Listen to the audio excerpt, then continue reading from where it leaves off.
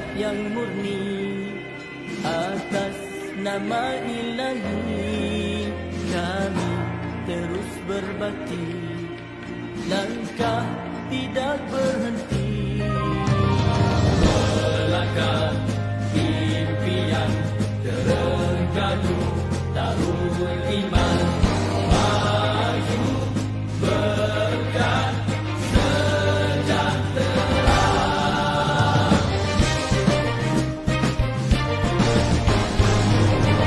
Maju terengganu, maju di bawah suluhan wahyu, rakyat berdaya saing, kita bergerak seiring, tiada yang ketinggalan, kerana adil pengagihan, juga seimbang tumpuan, bersama kita buktikan berkat bumi ini dengan hasil bumi, jangan dikufuri, wajib disyukuri, nikmat untuk semua, rahmat Maha Esa, tegakkan syariatnya, semua bahagia, negeri akan patuh pada thayyibah, walaupun sejahteralah Darul Iman di bawah naungan Islam dan ihsan. Kebajikan, keadilan, kemajuan, kedamaian dinikmati, diwariskan, dilindungi, dipertahankan. Demi kami untuk semua maju berkat sejahtera, tekad kami impian semua maju berkat sejahtera.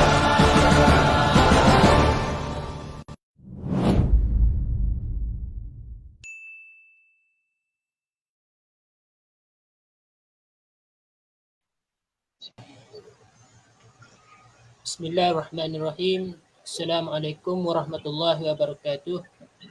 Waalaikumsalam warahmatullahi wabarakatuh. Jadi untuk memberkati lagi majlis kita pada malam ini, marilah kita sama-sama membukanya dengan Ummul Quran Al-Fatihah. A'udzu billahi minasyaitonir rajim. Bismillahirrahmanirrahim. Alhamdulillahi rabbil alamin, arrahmanir rahim, maliki yaumiddin. Iyyaka na'budu wa iyyaka nasta'in. Ihdinas siratal mustaqim. صراط الذين أنعمت عليهم غير المغضوب عليهم ولا الضالين. Alhamdulillah. Wassalatu wassalamu ala asyrafil anbiya'i wal mursalin wa ala alihi wa sahbihi ajma'in. Jadi yang pertamanya yang dihormati Al-Fadhil Ustaz Samah Hanafiah bin Haji Hussein sebagai guru kita pada malam ini, dan yang dihormati dan dikasihi juga kepada penonton kita pada malam ini kerana menghadiri majlis kita pada malam ini. Jadi kepada semua yang hadir pada malam ini secara online, boleh pakat tekan butang share untuk kita sebar luaskan lagi daurah kita pada malam ini. Jadi tanpa melengahkan masa, saya jumpa Al-Fadhil Ustaz untuk bacaan kitab kita pada malam ini. Fadhal Maskur. Assalamualaikum warahmatullahi ta'ala wabarakatuh. Bismillah wassalatu wassalamu ala rasulillah wa ala alihi wa sahbihi wa man walah. Allahumma la sahla illa ma ja'altahu sahla wa anta taj'alul hazna idha syi'ta sahla. Allahumma ja'alna minas su'ada'il maqbulin wa la taj'alna minal ashqiya'il mardudin. Allahumma salli wa sallim wa barik ala sayyidina Muhammad wa ala alihi wa sahbihi ajma'in walhamdulillahi rabbil alamin, amma ba'd. Jadi insyaAllah kita sambung balik pengajian kitab Minhajul Talibin karangan Imam Nawawi, anjuran doa Dong Bulu Gading.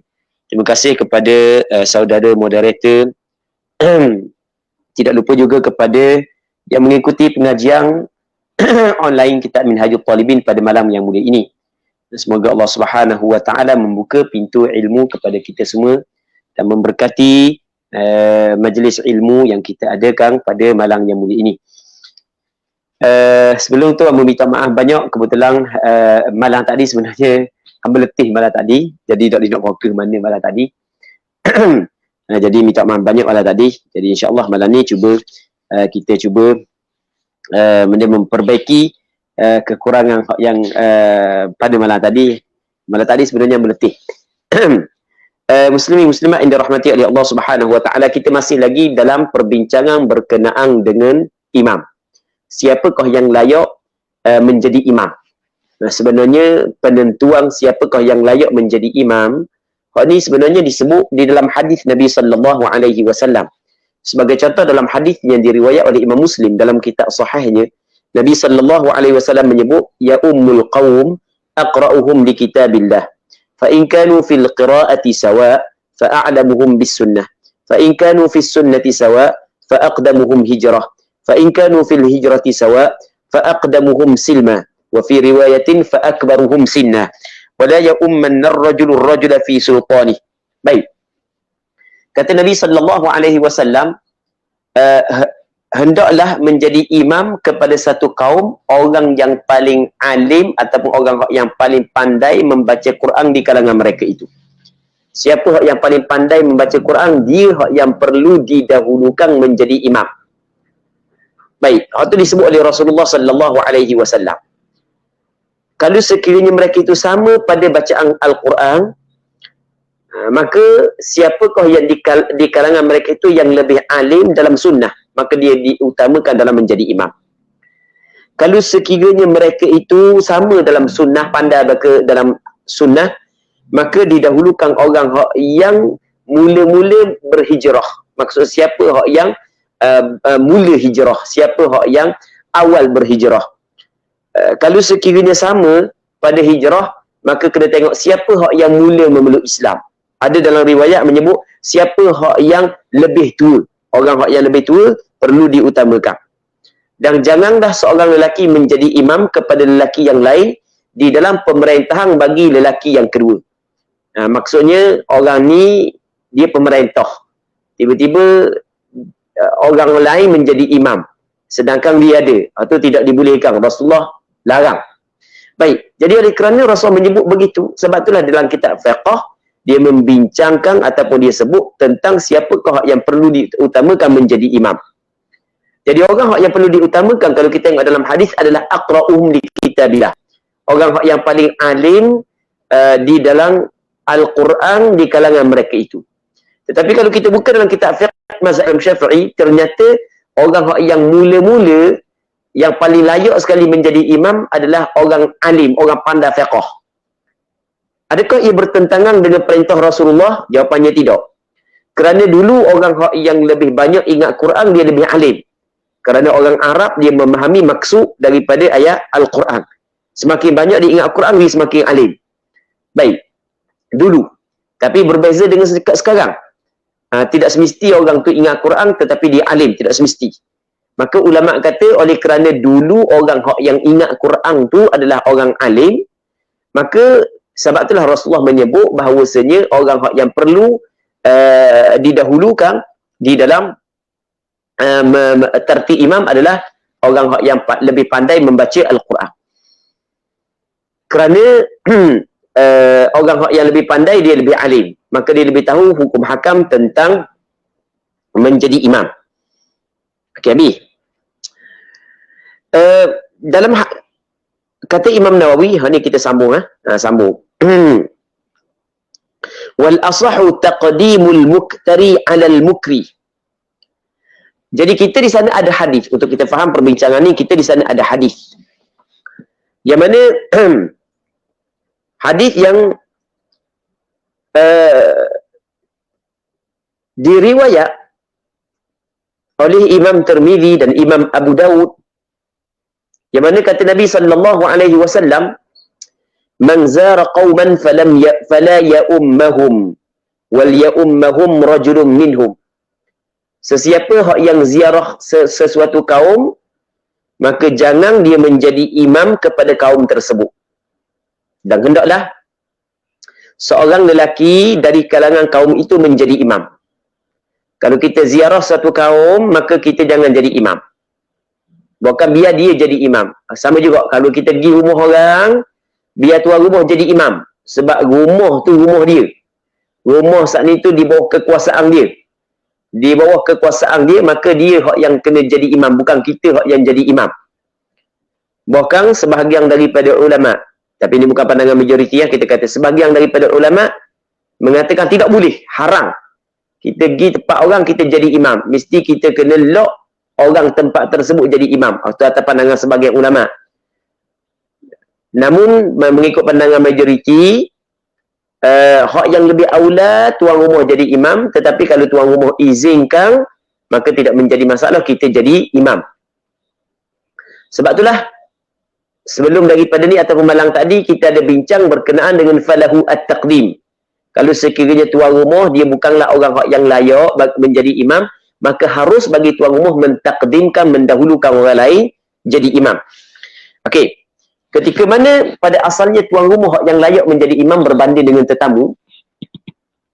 Okey, tiba-tiba masalahnya adalah rumah ni, rumah dimiliki oleh orang lain, tapi orang lain yang duduk. Rumah ni milik orang lain, tapi orang lain tinggal. Orang lain yang tinggal pada rumah tersebut mungkin orang lain tu dia sewa daripada tuan asal, ataupun tuan asal bagi pinjam kepada dia. Ketika seseorang dia sewa rumah daripada seorang yang lain, ketika seseorang dia sewa rumah daripada seorang yang lain, tiba-tiba tuan rumah mari rumah dia, adakah perlu kena mengutamakan tuan rumah kerana melihat kepada ia adalah tuan rumah, ataupun perlu mengutamakan orang yang tinggal di situ iaitu penyewa? Okey, ni apa hak yang ingin disampaikan oleh Imam Nawawi masalah ni. Wal asahu taqdimul muktari 'alal mukri. Mengikut kaul yang asah, mendahulukan al-muktari, didahulukan muktari, penyewa, 'alal mukri, di atas orang yang memberi sewa.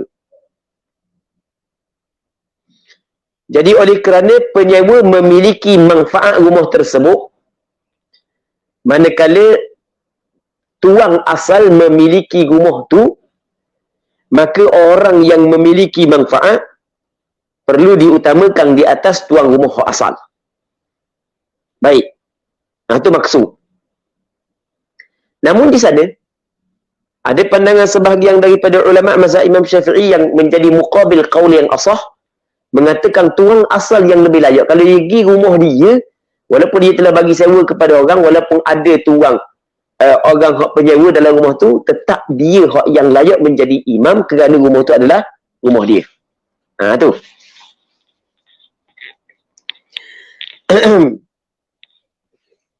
Seterusnya, wal mu'iru 'alal musta'ir, dan kaum yang asah, wal mu'ir, boleh kita kata wa yuqaddamul mu'iru 'alal musta'ir, dan didahulukan akan al mu'ir, orang yang memberi pinjam, 'alal musta'ir, di atas orang yang meminjam. Okey, rumah ni mungkin pemilik dia orang lain. Rumah ni pemilik dia orang lain. Tiba orang tu kata, ada apa? Ada yang mau duduk sekejap rumah ni? Ada yang mau duduk. Jadi, sebagai contoh, ada orang mari, tetamu mari di rumah dia. Ada orang mari rumah dia. Jadi, dia pun ada satu rumah. Dia kata, dia mau duduk rumah ni kejap. Tu dipanggil ni beri pinjam. Maka ketika mana tuan rumah saat ni tu masuk dalam rumah tu, siapa sebenarnya hak yang layak menjadi imam? Tuan rumah ke, orang hak yang beri pinjam ke, ataupun orang hak yang meminjam? Katanya al-mu'ir, hak yang layak didahulukan menjadi imam berbanding dengan musta'ir, berbanding dengan peminjam. Mu'ir orang yang beri pinjam, musta'ir peminjam. Okey, jelas. Seterusnya wal wali fi mahalli wilayatihi aula min al afqahi wal malik. Dan wali ni pemerintah. Kita pemerintah, contoh kita kata raja, sultan, menteri besar, perdana menteri. Fi mahalli wilayati, pada tempat pemerintahannya, sama juga YB. Pada tempat wilayahnya. Dia kadang-kadang pemerintah ni bukan wilayah dia, ni wilayah orang lain. Dia pemerintah pada di dalam wilayahnya lebih utama minal afqahi wal malik, daripada orang yang alim ilmu fiqh dan al-malik dan pemilik tempat. Ni kawasan kita, tanah kita, rumah kita, kampung kita, ni rumah kita, tanah kita. Tiba-tiba raja mari, sultan mari. Sultan daklah aling. Tapi kalau dah fardu ain, lepas lah baca Quran betul, sebagai contoh. Lepas tu dia mari, kita orang pandai, maka kena mendahului sultan berbanding dengan tuan rumah. Walaupun tuan rumah lebih faqih, walaupun tuan rumah lebih alim, tetap didahulukan wali. Muslimin muslimat yang dirahmati oleh Allah Subhanahu wa taala. Sebab Nabi sallallahu alaihi wasallam menyebut dalam satu hadis yang diriwayat oleh Imam Muslim, la ya'ummanna ar-rajulu ar-rajula fi sultani. Tidak boleh menjadi imam seorang lelaki akan seorang lelaki yang lain di dalam pemerintahannya. Jadi pemerintah yang perlu diutamakan dalam menjadi imam. Baik. Sehingga kan atas orang alim sekalipun. Melainkan kalau pemerintah saat itu, raja saat itu baca Fatihah pun tak betul. Jadi imam warna dia baca Fatihah tak betul. Sebagai contoh. Baik. Wal malik dan pemilik. Lebih aula daripada pemilik. Pemilik bagi tu rumah. Jadi wali yang lebih aula. Di pemerintah ni dia ada peringkat. Ada pemerintah kampung, ada pemerintah daerah, ada pemerintah negeri, ada pemerintah negara. Maka kena dahulukan hak yang lebih besar. Kalau ada belaka, kena dahulukan hak yang lebih besar. Baik. Muslimin muslimat yang dirahmati oleh Allah Subhanahu wa taala. Kita pergi di masjid. Tok imam tu bukan orang alim. Kita orang alim. Mana hak yang lebih layak untuk menjadi imam? Tok imam ke kita? Kalau kita tengok sebelum ni, orang alim hak yang perlu diutamakan. Tapi tidak, dalam masalah ni bukan orang alim yang perlu diutamakan, tapi imam yang perlu diutamakan. Kerana imam yang dilantik oleh pihak pemerintah, dia adalah wakil kepada pihak pemerintah. Imam yang dilantik oleh pihak pemerintah, dia adalah wakil daripada pemerintah. Maka apabila dia wakil daripada pemerintah, maka didahulukan wakil pemerintah berbanding dengan orang alim. Sebagaimana didahulukan pemerintah di atas orang alim. Itu kita kena faham, muslimin muslimat yang dirahmati oleh Allah Subhanahu wa taala. Jadi kita pergi mengajar di surau di masjid. Maka tu imam masjid tu ada. Tu imam hak yang dilantik. Maka kita jangan pandai-pandai nak jadi imam, walaupun kita orang alim, walaupun kita orang suhu, jangan pandai-pandai. Biarkan imam di situ menjadi imam. Kerana imam itu adalah wakil daripada sultan, wakil daripada pemerintah. Baik, kita jangan pandai-pandai. Melainkan kalau disuruh kita, tu pun kita tolak dia dulu. Ada yang biar gitu. Supaya benda hak yang kita buat saat itu bertepatan dengan syarak. Biar ada yang dulu. Dia kata, Ustaz Akali, minta tolong Ustaz Akali. Akhirnya kita naik. Jangan tak benda-benda faham spek ada. Jangan gitu.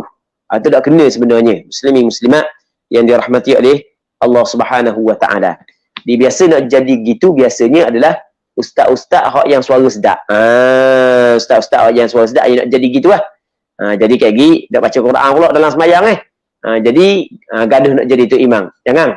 Itu sebenarnya tidak boleh sebenarnya. Tidak boleh begitu. Bukanlah kata tidak boleh. Sebenarnya benda tu adalah tidak boleh begitu. Mesti kita kena utamakan benda imam yang dilantik oleh pemerintah. Jadi biar dia. Baik, muslimin muslimat yang dirahmati oleh Allah Subhanahu wa taala. Seterusnya kata dia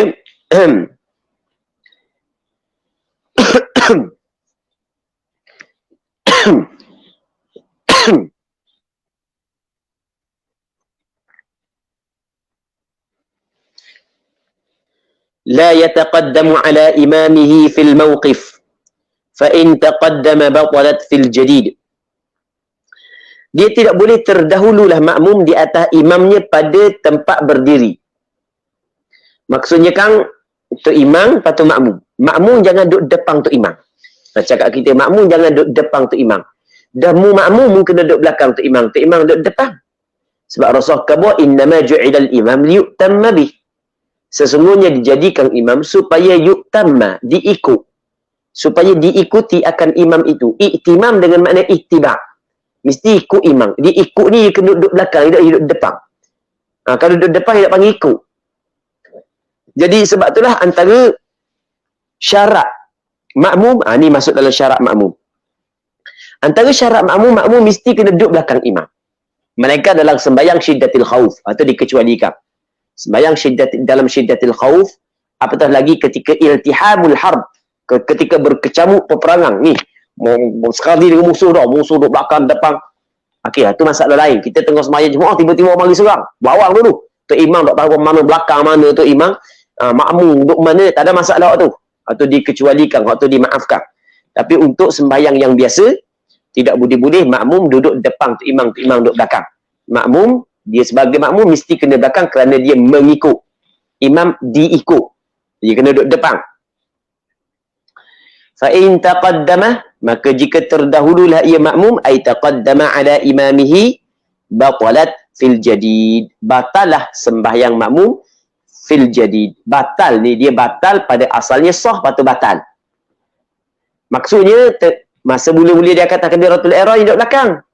Tengah-tengah sembahyang, dia pergi jakoh duduk depan. Biar jakoh duduk depan kali, depan daripada tu imam, okey, batal sembahyang dia. Tetapi kalulah masa kat takbiratul ihram dia duduk depan dah, tu imam duduk belakang, dia duduk depan, tu imam duduk belakang. Maka bukanlah batal sembahyang, bahkan tidak sah sembahyang. Bila ya? Tak jadi sembahyang ni kalau duduk depan, tu imam duduk belakang. Mula sembahyang dia. Tapi kalau mula sembahyang okey je. Tengah sembahyang dia pergi jakoh depan. Tanpa sebarang keuzuran, maka batal sembahyang makmum. Mengikut qaul jadid. Pandangan Imam Syafi'i ketika Imam Syafi'i berfatwa di Mesir. Berbeza dengan fatwa Imam Syafi'i ketika berada di negara Iraq. Dia kata tidak batal, hukum dia makruh. Tapi pandangan tu dhaif, pandangan ni yang mu'tamad. Okey, habis. Seterusnya kata wala tadurru musawatuh. Dan tidak memberi mudarat. Oleh musawatuh, samanya makmum bagi imamnya, sama. Maksudnya makmum duduk depan atau imam duduk belakang. Sama. Satu saf makmum dengan imam. Atau tidak memberi mudarat. Maksudnya tidak memberi mudarat, maksudnya tidak memberi mudarat pada sah sembahyang makmum. Maksudnya tetap sah sembahyang makmum kalau diduduk sebaris dengan imam. Kalau duduk sebaris dengan imam, tetap sah sembahyang makmum. Cuma tak comel. Dan pandangan sebahagian ulama mazhab Imam Syafi'i, hukum dia makruh. Ya, habis. Wa yundabu takhallufuhu qalila, disunat takhallufuhu ke belakangnya makmum daripada imam qalilan sedikit. Mesti makmum sunat duduk belakang sikit daripada imam. Sikit dah lah. Jangan jauh. Jangan lebih daripada 3 hasta. Kalau makmum tu ramai. Kalau tu makmum tu seorang, dia kena duduk tepi imam. Dia duduk kena tepi tu imam. Okey. Ukuran terdahulu dan terkemudian ni dia ukuran dia. Tu imam depan, makmum belakang. Makmum depan, tu imam belakang. Ukuran dia. Ukuran dia ni dengan jari kaki ke dengan tumit. Katanya wali'tibaru bil aqib. I'tibar ukurannya, kiraannya adalah dengan tumit. Maksudnya, kalau tumit makmum duduk belakang, tumit imam depan, maka makmum belakang daripada imam. Walaupun ujung jari kaki makmum saat itu depan daripada ujung jari kaki imam. Makmum panjang kaki dia. Panjang tu kaki dia makmum. So, imam pendek aja. Memang kalau tengok tu makmum duduk belakang dah. Tapi oleh kerana jari makmum panjang sampai ke dengan imam nampak jari di depan. Okey, dikirakan makmum saat itu belakang dah. Kerana bukan kira jari tapi kira tumit. Ni bagi orang yang sembahyang dalam keadaan berdiri. Manakala hak yang sembahyang duduk, maka tempat kiranya adalah punggung. Kalau sembahyang duduk, kiranya adalah punggung. Bukan tumit dah sembahyang duduk kan. Ia kira punggung dia. Punggung dia belakang daripada Tok Imam. Kalau Tok Imam berdiri, dia duduk. Jadi biarkan pastikan punggung dia duduk bawah daripada tumit Tok Imam. Itu maksud dia. Okey. Seterusnya, وَيَسْتَدِيرُ فِي الْمَسْجِدِ الْحَرَامِ, dan membuat lingkungan. Membuat lingkungan. Mereka itu makmum, buat bulatan tu lah. Lingkung. Pusing. Fil Masjidil Haram, dalam Masjidil Haram, haulal Ka'bah, sekitar Ka'bah. Kini Ka'bah, makmum keliling Ka'bah tu istidar. Keliling Ka'bah, yastadirun. Apabila makmum keliling Ka'bah, okey, kata ni Ka'bah. Katakanlah ni Ka'bah. Makmum kelilingnya. Imam mungkin imam duduk sini, mungkin imam duduk sini, mungkin imam duduk sini, mungkin imam duduk sini. Katanya ketika semayang begini, wala yadurru kaunuhu aqraba ila al-ka'bati, dan tidak memberi mudarat keadaannya makmum lebih dekat kepada Ka'bah berbanding dengan imam.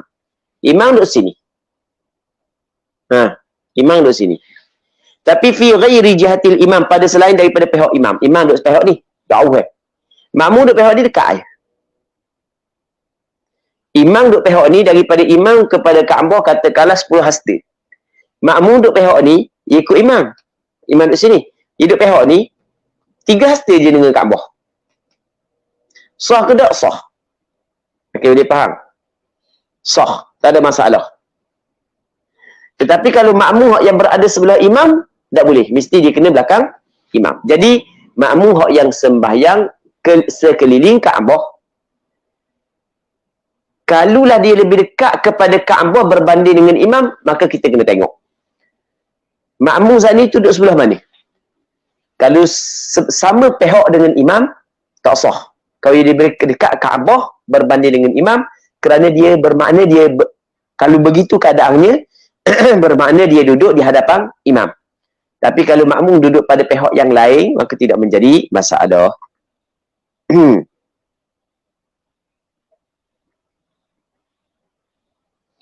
Wa kadza law waqafa fil Ka'bah, seperti ini juga jika sekiranya berdiri oleh kedua-duanya dalam Ka'bah. Makmum duduk dalam Ka'bah, imam duduk dalam Ka'bah, itu tak ada masalah. Makmum pusing kat mana pun tak ada masalah.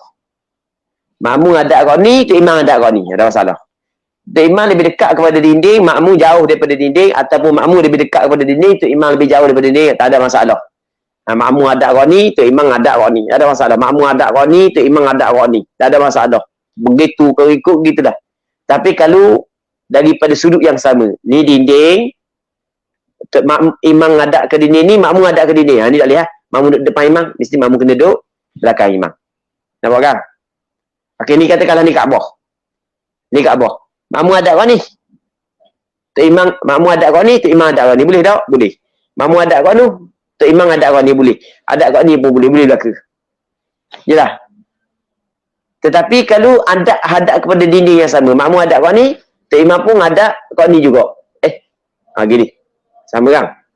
Sama dah sama dah. Okey, jadi makmum hadap kau ni, tok imam pun hadap kau ni juga. Maka ketika tu kena tok imam, makmum kena belakang tok imam kena depan sebab sudut yang sama.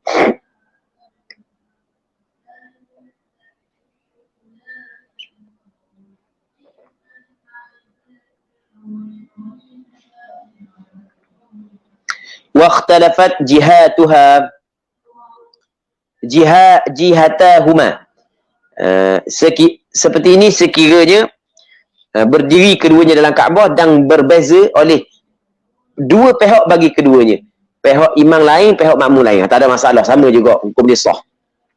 Jadi seterusnya katanya wa yaqifu dzakaru an yamini, berdiri oleh seorang lelaki daripada sebelah kanan imam. Dia sunat orang lelaki dia kena berdiri di sebelah kanan imam. Kalau lelaki itu seorang, sunat dia berdiri di sebelah kanan imam. Kalau seorang lah. Dalilnya adalah hadis yang diriwayat daripada Abdullah bin Abbas radhiyallahu taala anhuma. Yang benar Abdullah bin Abbas pada malam tu dia bermalam di rumah mak saudara dia Maimunah, isteri kepada Nabi sallallahu alaihi wasallam. Tengah malam Rasul bangun sembahyang. Maka dia pun bangun sembahyang bersama dengan Rasulullah. Dia berdiri di sebelah kiri Rasulullah. Rasul ambil dia, Rasul letak sebelah kanan Rasulullah sallallahu alaihi wasallam. Jadi bermakna kita faham daripada hadis ini bahawasanya seorang makmum hak lelaki seorang makmum lelaki dia kena sunat duduk sebelah kanan imam. Fa in hadara akharu, maka jika hadir makmum yang lain. Imam seorang atau makmum seorang duduk sebelah kanan imam. Tiba-tiba mari makmum yang lain, ahrama an yasarihi, bertakbiratul ihram dah makmum yang lain daripada sebelah kiri imam. Makmum seorang saat itu sebelah kanan, mari makmum yang kedua kena duduk sebelah kiri imam. Sunat begitu. Lepas makmum yang kedua kat takbiratul ihram duduk sebelah kiri imam, thumma yataqaddamul imam, kemudian ke depan oleh imam. Imam pun melangkah ke depan. Au yata'akharan, ataupun ke belakang oleh dua makmum. Sama ada imam melangkah ke depan ataupun makmum undur dua orang. Dua orang undur ke belakang. Jadi makmum sebelah kanan, sebelah kiri dia undur. Makmum sebelah kanan tengok sebelah kiri undur, dia kena undur. Makmum kiri tengok kanan undur, maka dia pakat undur. Mana lebih afdal tu imam pergi ke depan makmum ataupun makmum undur ke belakang? Katanya wahwa, dan iaitu betul. Ta'akhuran. Maksudnya ta'akhurihima ataupun wahwa ta'akhuruhuma. Ta'akhuruhuma terkemudian mengundur ke belakang dua makmum itu afdalu, lebih afdal. Lebih afdal makmum mengundur ke belakang. Sebab dia? Sebab makmum mengikut imam yang diikut. Maka orang yang mengikut kena main peranan. Okey, dia faham? Baik. Kalau katanya walau hadara rajulani aw rajulun wa sabiyyun saffa khalfah. Sekiranya hadir oleh dua orang lelaki. Dua orang lelaki. Tadi seorang, datang pula seorang. Ni mari pada awal lagi dua orang lelaki. Tu imam seorang, dua orang lelaki. Aw rajulun wa sabiyyun, ataupun seorang lelaki dan seorang kanak-kanak. Seorang lelaki dan seorang kanak-kanak. Tapi kanak-kanak yang mumayyiz dah. Saffa khalfah, membuat saf lah oleh keduanya di belakang imam. Cara dia buat saf di belakang imam.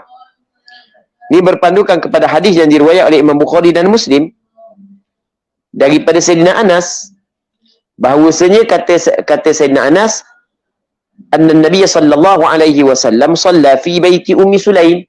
Benar Rasulullah bersembahyang di pada rumah Ummu Sulaim, rumah mak dia, mak Anas bin Malik.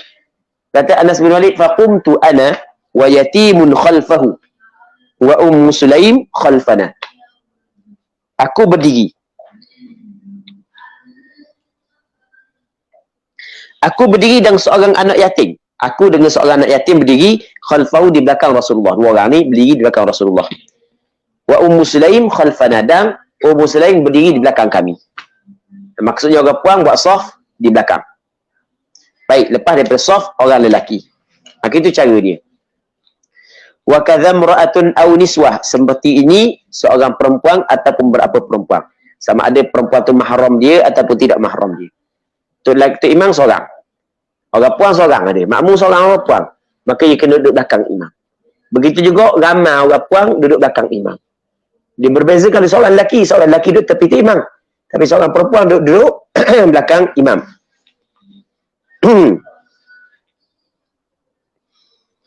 Seterusnya katanya wa yaqifu khalfahu ar-rijalu thumma as-sibyanu thumma an-nisa. Ni masalah. Ketika nak sembahyang berjemaah, orang lelaki ramai mari, lepas tu kanak-kanak ramai mari, atau orang puan pun ada. Maka ketika ada belaka, maka cara penyusunan saf lagu mana? Di belakang imam adalah lelaki dewasa. Lepas tu saf yang kedua adalah saf kanak-kanak. Sekiranya saf orang lelaki dewasa saat ni terpenuh dah, maka kanak-kanak buat saf kedua. Kalau tak penuh, maka kanak-kanak telah penuh saf orang tua. Lepas tu di belakang saf yang berikutnya adalah saf perempuan-perempuan. Kerana benda? Kerana di sana ada hadis yang dikeluarkan oleh Imam Muslim dalam kitab sahihnya. Kata Nabi SAW, liyaliyanni, kata Rasulullah, liyaliyanni minkum ulul ahlami wan nuha, thumma alladhina yalunahum, thumma alladhina yalunahum.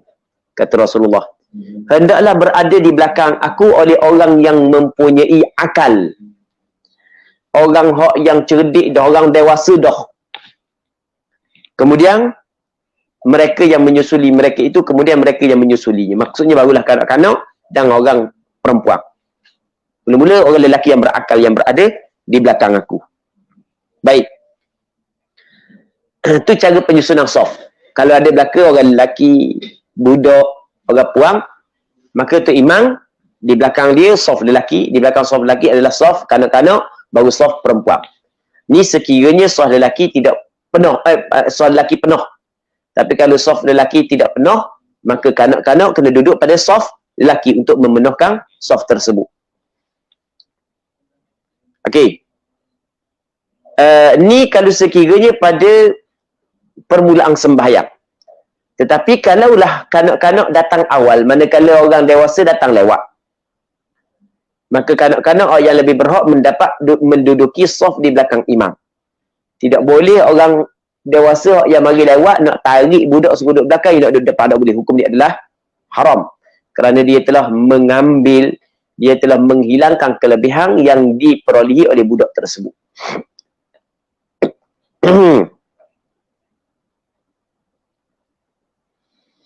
Katanya wataqifu imamatuhunna wastahun, dan berdiri oleh imam mereka itu perempuan di tengah mereka itu. Jadi orang puan kalau sembahyang berjemaah bersama dengan dia, orang puan kalau dia sembahyang berjemaah bersama dengan puak-puak dia, dia bukan duduk imam, dia berdiri sebagaimana imam lelaki, bukan. Cara dia, imam duduk dalam satu saf dengan makmum, cuma biar depan sikit je. Seci pun apa dah, depan sikit je. Itu cara dia. Sebagaimana yang dilakukan oleh Aisyah ketika menjadi imam kepada perempuan-perempuan, sama juga dengan Ummu Salamah ketika menjadi imam kepada perempuan-perempuan. Okey, habis. Wa yukrahu wuquful ma'mumi farda. Makruh berdiri makmum berseorangan di belakang. Makmum nak berdiri seorang di belakang, makruh. Makmum hak yang kata makruh berdiri seorang belakang ni hak lelaki. Kalau perempuan tak makruh. Perempuan kalau ada seorang dia makmum, dia kena diri belakang. Tak makruh dia berdiri seorang belakang. Tapi makmum, dia berdiri seorang belakang di imam, makruh. Kalau tak ada orang lain, dia seorang dia, maka dia kena duduk tepi imam. Tak boleh duduk belakang imam. Kalau ada orang lain, penuh saf depan, maka dia nak sembahyang pada saf yang kedua, makruh dia duduk seorang. Maka cara untuk menghilangkan makruh adalah, dia kena tarik orang depan seorang. Supaya orang depan yang duduk dalam saf pertama saat itu, buat saf bersama dengan dia pada saf yang kedua. Tapi kalau dia nak tarik orang depan dah erek, orang dah layang, maka ketika itu tidak makruh sebab ada keuzuran. Jadi tak ada orang yang boleh buat saf. Erek takut kena napa ke orang depan tu. Jadi dia buat seorang lah. Tu ada keuzuran, tu tidaklah makruh. Bal yadkhulu saf in wajada sa'ah. Bahkan masuklah ia akan saf jika dia mendapati akan telus. Kalau dia tengok ada lagi ruang, masuk dalam saf. Kalau dia tengok ada ruang. Kalau dia tengok tak ada ruang, cara dia adalah wa illa falyajurra syakhsa. Dan jika tidak dapati ruang, wa illam yajid sa'ah falyajurra syakhsa, maka hendaklah dia menarik akan seorang. Tarik orang seorang. Baik. Dia kena tarik seorang. Tapi dia kena tarik saat itu ba'dal ihram, selepas daripada dia berihram. Allahu Akbar baru ditarik seorang. Tarik supaya orang saat itu tu udur untuk buat saf bersama dengan dia. Wal yusa'idhul majrur, dan hendaklah membantu akan dia oleh orang yang ditarik. Orang yang kena tarik tu kena bantu lah. Sebab ni dibantu di atas bir kebaikan, wa ta'awanu 'alal birri wat taqwa wa la ta'awanu 'alal itsmi wal 'udwan. Hendaklah saling membantu oleh kamu di atas kebaikan. Kena bantu lah. Dia orang tarik tu lah. Tapi orang tarik tu kena pandai, jangan tarik senjoh. Tarik senjoh kejut kawan ni. Kepau kan tarik, oh kejut ada boleh gitu. Kita kena pandai. Tarik slow-slow ataupun kabur sebelum sembahyang. Yang nak tarik demo ni. Dia tengah sembahyang dengar dah. Betul kita akad takbir, betul kita tarik dia. Faham? Ni tarik senjoh. Ni pegang ni. Gitu kawan ni. Tu tak boleh, haram buat gitu. Menyakiti orang. Tarik slow-slow dah lah. Tarik. Pegang bahu, tarik. Kita tarik siapa kecabut buta baju orang. Balik ke belebel pula di bini. Yang mayang cabut rumah buta baju orang. Lain mayang kok. Cari seorang mayang. Marah nyanyi ke kawan tu.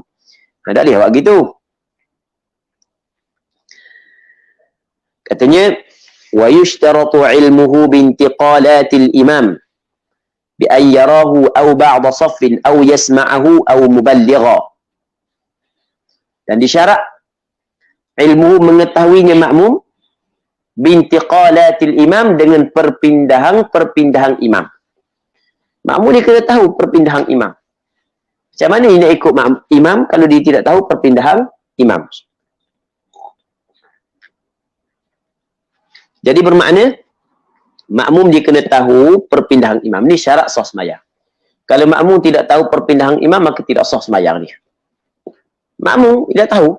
Imam buat amal dia masa ni. Okey, nak sembahyang mana? Tak reti lah kita nak sembahyang.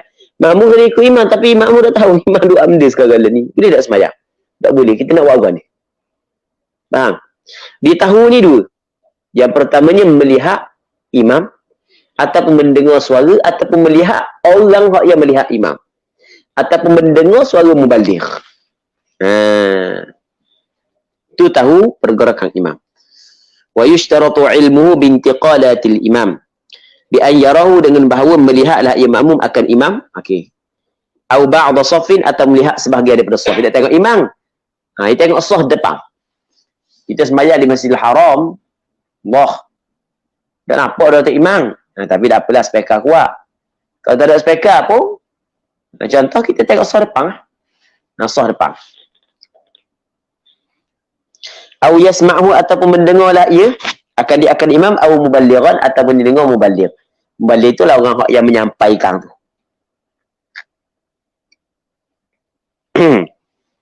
Allah nguak pula malam ni. Allah Rabbi. Mani mulut sikit. Bismillahirrahmanirrahim. Hilang ngantuk.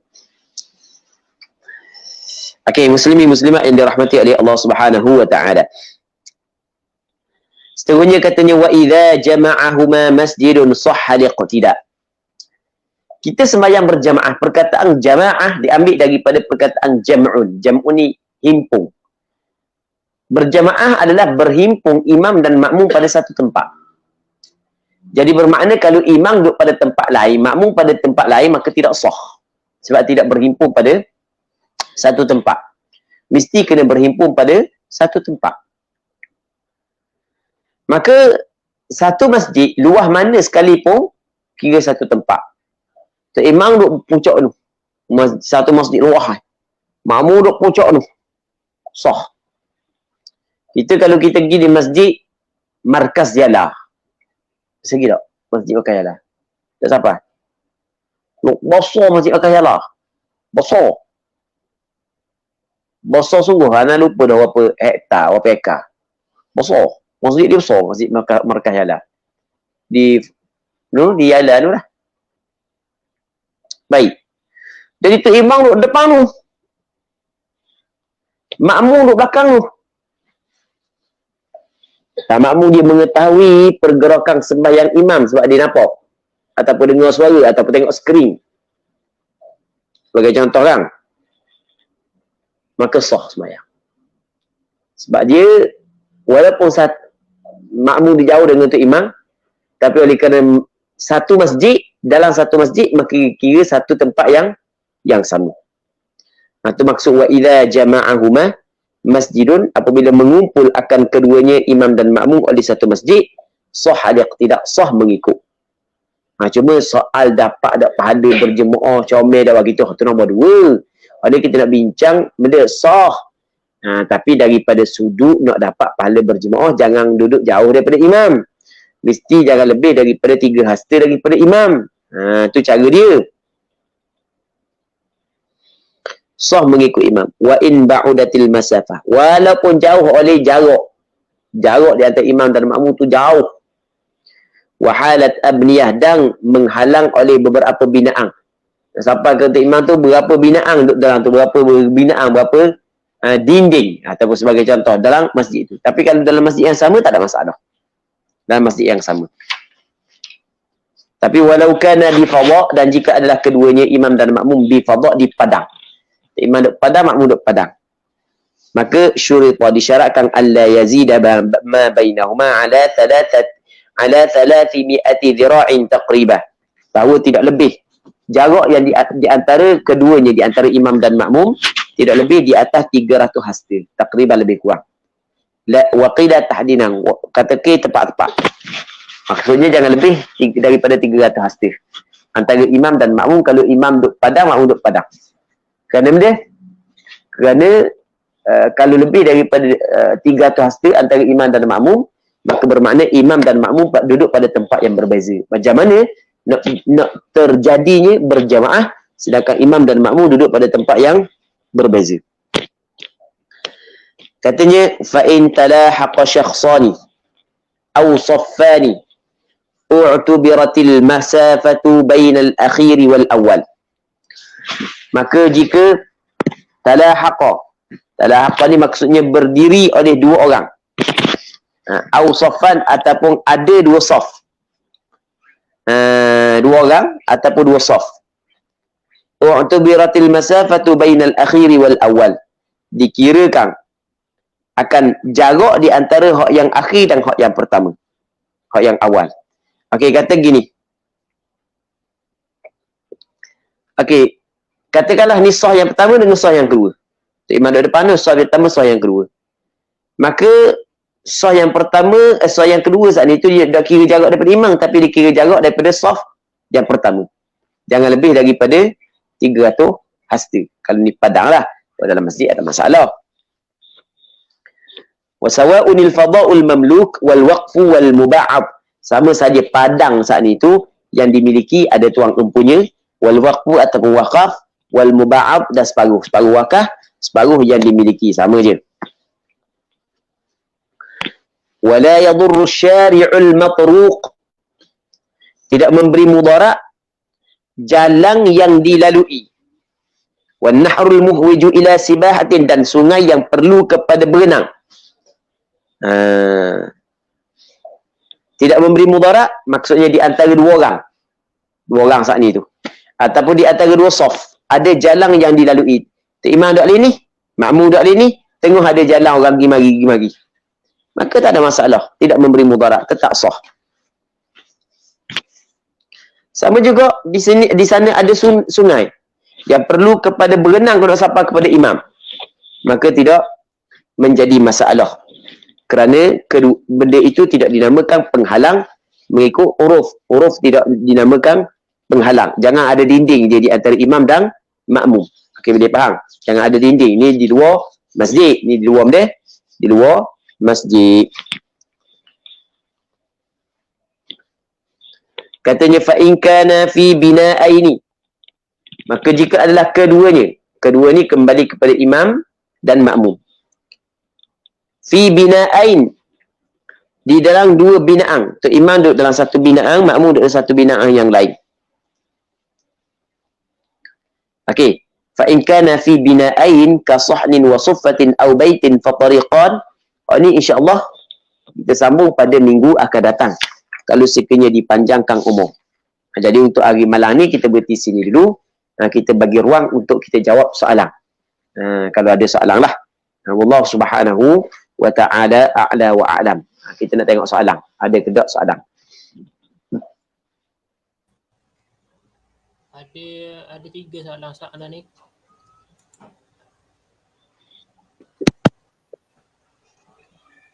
Soalan Ustaz, jika makmum yang tak sujud sahwi ketika imam sujud sahwi kerana jahil terlupa, adakah batal solat makmum tersebut dan wajib kena ulang kembali solat? Bagaimanakah niat bagi orang yang nak bina kembali baki rakaat yang tertinggal kerana terlupa? Okey, soalan daripada Al-Fadhil Ustaz Said Zuhairi, Tuan Kasmi ataupun Ustaz Sado, hafizahullah subhanahu wa ta'ala. Dan semoga Allah subhanahu wa ta'ala memelihara beliau. Semoga Allah subhanahu wa ta'ala memberkati beliau. Soalannya berkenaan dengan kalau makmum tak sujud sahwi ketika imam sujud sahwi kerana jahil atau terlupa. Adakah batal solat makmum tersebut dan wajib kena ulang solat kembali? Okey. Pada asalnya, apabila imam sujud sahwi, maka wajib makmum sujud sahwi. Pada asal sunat imam sujud sahwi. Tetapi ketika imam sujud sahwi, wajib makmum sujud sahwi. Kerana wajib makmum mengikut imam. Makmum yang tidak sujud sahwi, sedangkan untuk imam sujud sahwi, maka batal sembahyang makmum kalaulah makmum saat ni itu sengaja, bukan terlupa, dan kalaulah makmum saat ni itu tahu hukum. Tetapi kalau makmum tidak tahu hukum, ingat kata tak ada masalah. Ataupun makmum saat itu terlupa, tengok Tok Imam sujud sahwi dia terlupa, halik dia terlupa nak sujud sahwi. Tok Imam bangun bagi salam, dia bagi salam. Dia terlupa nak sujud sahwi, maka ketika itu tidak batal sembahyang makmum tersebut. Jadi makmum yang tidak bersujud sahwi ketika imam sujud sahwi kerana terlupa ataupun jahil hukum, tidak membatalkan sembahyang dia. Maksudnya sembahyang dia tidak batal, sembahyang dia sah. Cuma sembahyang dia ada kecacatan. Itu yang pertama. Soalan yang kedua adalah orang yang nak bina kembali bagi rakaat yang tertinggal kerana terlupa. Dia bagi salam. Contoh, dia sembahyang zuhur, 2 rakaat dia bagi salam. Assalamualaikum warahmatullahi wabarakatuh. Assalamualaikum warahmatullahi wabarakatuh. Aku 2 rakaat baru. Maka dia kena bina balik. Maksudnya dia kena sambung semula. Kalau jarak di antara bagi salam dia ingat tidak lama masa. Dia pun bak sambung mula. Okey. Bagaimana niat? Niat nak sambung sembahyang. Sambung semula. Ada keinginan dalam hati untuk sambung balik sembahyang. Itu panggil niat dah tu. Wallahu a'lam. Soalan kedua.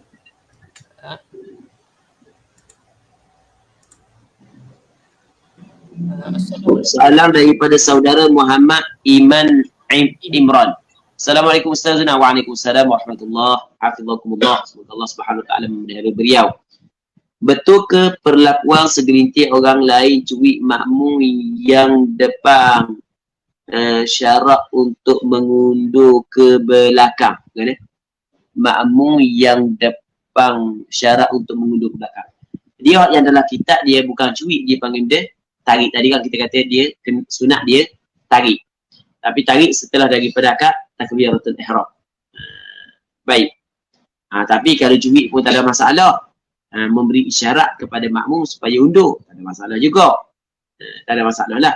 Cuik ke, tarik ke, yang penting perbuatan tersebut memberi isyarat supaya makmum yang berada dalam saf tu turun ke belakang untuk buat saf bersama dengan dia. Wallahu a'lam. Soalan daripada saudara Afizul Urkhairi. Semoga Allah Ta'ala memelihara beliau. Assalamualaikum Ustaz. Waalaikumsalam. Apakah hukum tindakan setengah masjid atau surau yang dari awal-awal mengkhususkan saf kanak-kanak di belakang yang kadang-kadang jauh jaraknya dari saf terakhir makmum dewasa? Okey. Perbuatan tersebut adalah salah. Perbuatan tersebut adalah salah. Sebenarnya kita tidak perlu memisahkan di antara saf makmum dengan saf makmum dewasa dengan saf kanak-kanak. Tidak perlu kita memisahkan. Tidak perlu kita memisahkan. Jadi kalaulah saf orang dewasa masih lagi ada ruang, maka isikan dengan kanak-kanak. isikan dengan kanak-kanak. Lepas tu, kalau sekiranya soft dewasa penuh, maka letakkan kanak-kanak pada soft yang kedua. Bukan jarak di antara soft kanak-kanak dengan soft imam. Itu tidak boleh begitu sebenarnya. Salah. Begitu, tapi tidaklah sampai kepada kita kata haram. Tapi sebenarnya tak kenalah lagu tu. Jadi pihak pengurusan masjid ni dia kena ambil berat dalam masalah ni sebab dia berkait dengan hukum hakam sebenarnya. Muslimin muslimat yang dirahmati oleh Allah Subhanahu wa taala.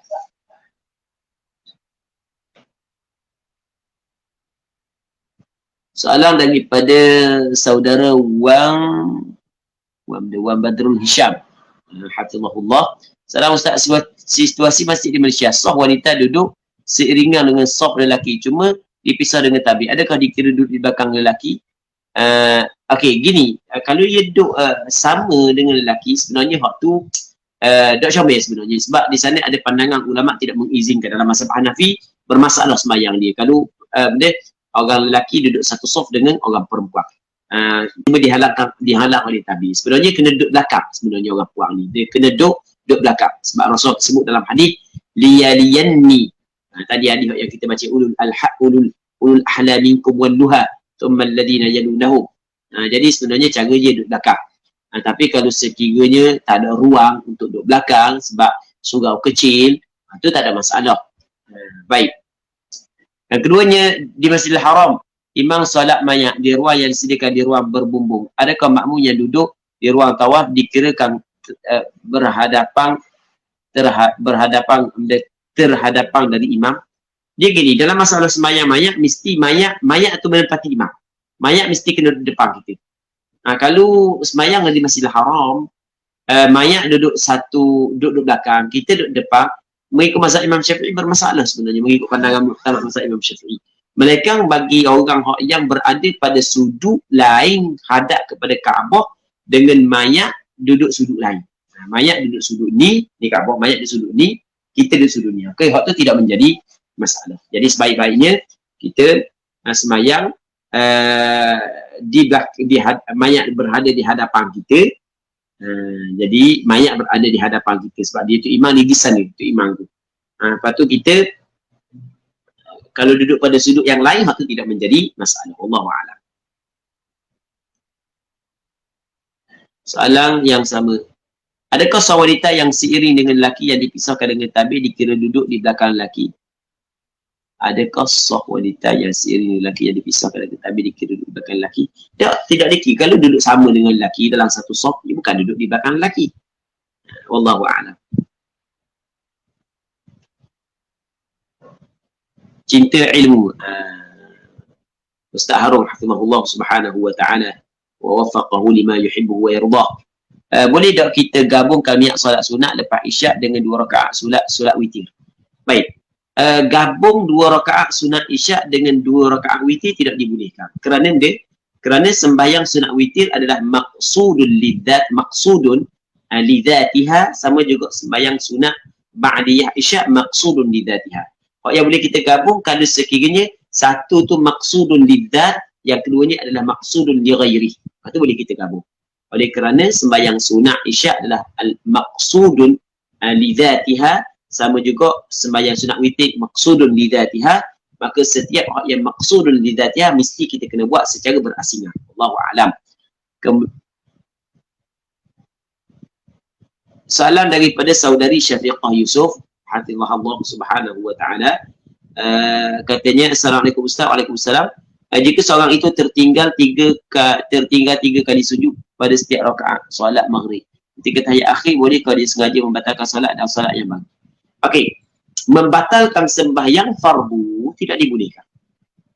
Membatalkan sembahyang fardu tidak dibolehkan. Membatalkan sembahyang sunat tak ada masalah.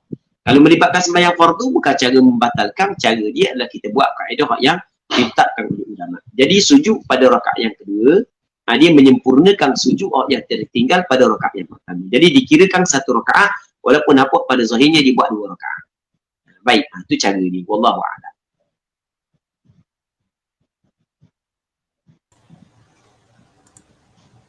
Alhamdulillah. Untuk soalan-soalan tu je, Ustaz. Okey, Jamil. Okay.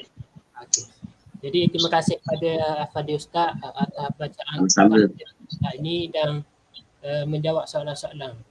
Dan jika ada doa lagi, insya-Allah minggu depan kita akan sambung pula Ustaz. InsyaAllah. InsyaAllah.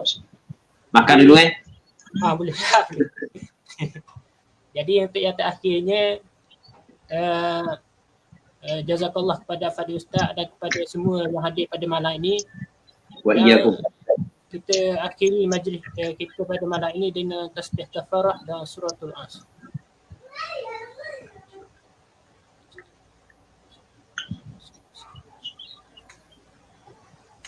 Assalamualaikum warahmatullahi wabarakatuh. Waalaikumsalam. Niat yang murni atas nama Ilahi, kami terus berbakti, langkah tidak berhenti, melangkah impian terengganu, taruh iman maju berkat sejahtera.